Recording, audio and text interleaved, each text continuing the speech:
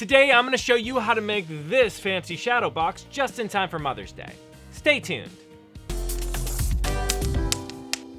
As Mother's Day is right around the corner, we here at Skilltree thought it would be fun to make them a little project to show how much you appreciate them dealing with you as a teenager. Because you remember you as a teenager. To that end, the files to make this bad boy are free for you in the website, link in the description below. Now the image we're going to be using to make this is this pretty little tree and hearts one made by Middle Mist Red. So the whole kind of idea of a shadow box, in case you're kind of new to the whole concept, is making an image that has kind of a depth of field and almost a 3D look to it. You do this using layers of papers that have been spaced out, thus making shadows. Shadow box. Now in order for our image to be able to easily have that property, it's been broken down for you into 4 different images plus 1 frame image, just for you to use as a template to get this kind of window opening here sized correctly. Now by positioning these different layers of the image at different depths within our little box here, we're going to be able to get that 3D kind of shadowed image that we're looking for. Now to start building this, I first bring the files into my Cricut Cutter design studio to size them up and just prep them for cutting. FYI, this design was specifically made simple enough where if you don't have a Cricut Cutter, you can honestly just use an X-Acto knife to cut these out. I'm just using my Cricut Cutter because I have it, and I don't have a lot of time. So, you know, move it along. Because nothing shows how much you care than just expedited love. Now, since my mat here for the Cricut Cutter is only 12 inches across, I decided to cut my cardstock into 2 6-inch wide pieces just to save more time by cutting 2 at once. Then I just set the cutter to task and let it start making its cuts. Which I know I always say, but I can just watch it work all day long. I love the way this thing works. And once it's finished working its magic, I carefully peel the images from the cutter mat just so as not to rip them. And as you can see, when they're layered in order, the image comes together like magic. Seriously, at this point, you could just kind of glue those together and make it a card because it's a pretty image. Middle Mist Red, good job. Damn, I don't pay you enough. Okay, so now we have an image for our box, but we don't have a box for our box.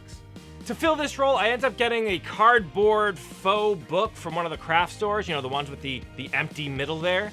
It was on sale, and it looked cool because now this looks like it's a fantasy story, right? It has a theme, plus it's a tree. You know, Skilltree. All that being said, you can use any box you have laying around. I've seen these built out of like shoe boxes, or you can just go the extra mile and get a purpose-built shadow box frame that they also sell at the store.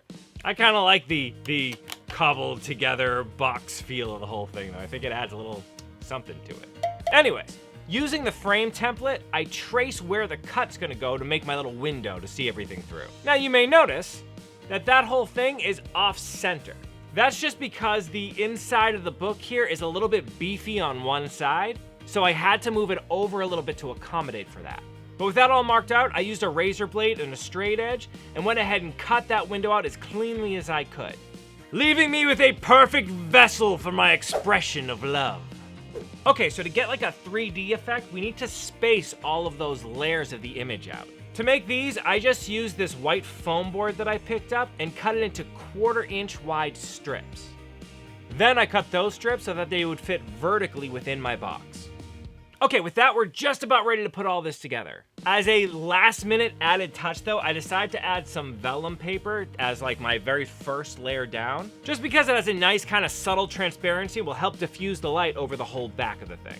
So to cut it, I just used one of my layers as a template just to make sure it was fit to size. Then I slid it down to the bottom of the box so it'll act as my very first layer, which is the very last layer in the order. You understand. Now, using a bit of hot glue, I connect the spacer to the back of the next layer, adding just a small bead and positioning them right along the outer edges. Then with just a bit more glue applied to the back of those spacers, I slid the whole assembly down to attach it to the vellum that's waiting at the bottom. Now, as I went through, I realized I like putting it together in this box rather than doing it outside of it, just because it keeps everything straight and makes it really easy to stick things into place. I tried the tree layer outside of the box, but it was way harder to make perfect. So from there on out, I just kept gluing spacers down, followed by the next layer. There's kind of a rinse and repeat action here. And once that last layer went on, it was already looking sweet. Even without like a little light in the background or like the fanciness, that looks cool. That layered effect is really neat. Now, though at this point it has a good thickness, it's not wide enough to kind of sit flush up against the cover like I want, and I also want to add some space to the back so I can add some lighting. To do this, I just put everything back in the box and measured how much empty space until it hits the lid. Then I cut more foam board to that width to make a nice little shelf for my image sandwich to nest upon. Now, to add a bit of glow to this mofo, I end up busting out these fairy lights. The exact same fairy lights that I use for my fairy lantern, right up here. But luckily there ended up being enough height so that that bulky battery pack could sit down in the bottom. I just measured and cut a hole in the back so the switch could be accessed, and then stuck the pack into place with some double-sided tape.